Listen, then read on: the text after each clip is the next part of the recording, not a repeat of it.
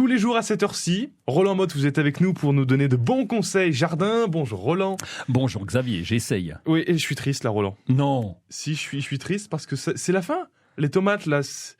Non, pas encore tout à fait. Bon, c'est que vous avez vu cette information. Sur la feuille, il y a écrit la fin des tomates. Oui, c'est la fin des haricots, mais c'est aussi... Oui, ça devient compliqué pour les tomates parce qu'on le sait, à partir du mois de septembre chez nous, eh bien, on commence à avoir de la pluie, on peut avoir des matinées un peu fraîches, donc les pieds de tomates qui supportent mal le froid, évidemment, ça coince. Alors, ça a commencé pendant l'été avec le cul noir. Vous connaissez le cul noir ? Mais comment vous me parlez là ? Non, mais c'est pas à vous, je parle des tomates qui ont un petit problème.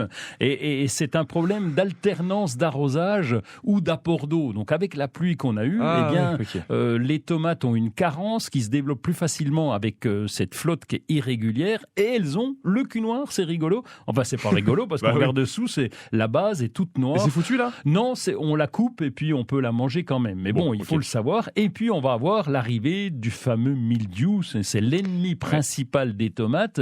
Et lui, il se développe bien en fin de saison plus particulièrement, il est véhiculé, c'est un champignon microscopique qui est véhiculé par l'humidité. Alors évidemment, avec l'humidité, on va avoir du brouillard, on va avoir un petit peu plus de pluie, on peut avoir un peu de fraîcheur. Donc là, on se dirige plutôt vers la fin. Et lorsqu'on a un pied de tomate, eh bien c'est dommage de tout perdre. On va donc récupérer les tomates.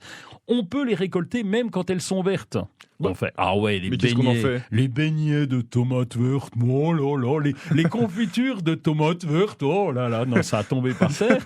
Et puis, qu'est-ce que c'est que cet accent que vous venez de me faire ? Oh non, mais parce que c'est bon. Et on peut aussi les installer. Vous installez une petite coupe avec les tomates et vous mettez simplement une pomme coupée en deux.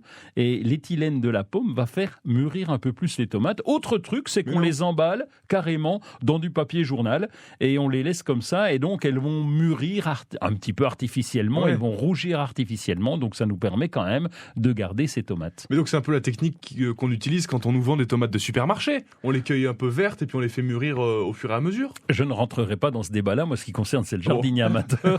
Et c'est vrai que quand on va perdre nos tomates, eh bien, c'est bien de les garder un petit peu. En tout cas, si vous n'arrivez pas à les faire mûrir, il y a cette confiture de tomates vertes qui a tombé par terre.